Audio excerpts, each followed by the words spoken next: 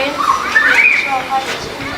Ini class hapo hivyo. Ini class yangu nafunzanga hapa class teacher. Ya pili.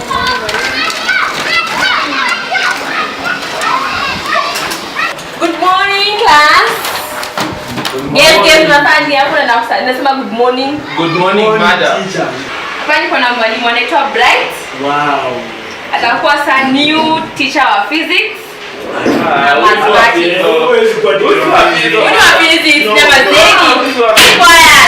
Ndio mnajua? Anaweza wasalimia kidogo.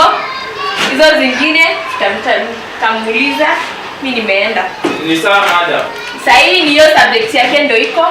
Mimi nimeenda klasi nyingine, tutaonana. Oh. Hizo. Adam, we can see a bright future in physics.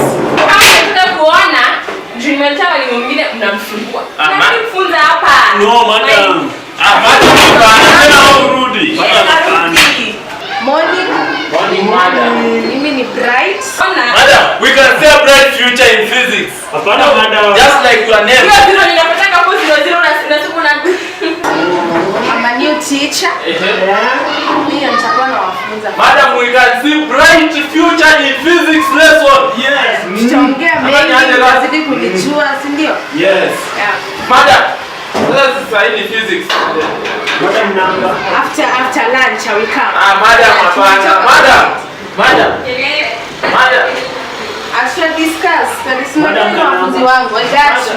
Kanamba madam. Unasukua kadimia kai chini ya msikii. Unaona kucheka sana vizuri ni baki na peti. Wewe ni nini unasengenya hapo? Umenize pale. So which is which? Madam, wewe your favorite student anakuanga tu rada. Hata which? tufanye nini? Wewe unapendaga tu rada. Hata sisi tuletee mwalimu anatupenda. Tupite mshani msio upendo. Tunaenda sasa. Madam, hata sisi tuletee mwalimu anatupenda kwa. Kwa itabu sijui maandika unota mkia kwa kijana na sio ndio toa. Wewe unapendanga tu rada peke yake. Tupite mshani pia. Nipite nini? Shabi. Hata sisi tuletee mwalimu anatupenda. Kwa kila siku ni wewe utakuwa unapendwa peke yako.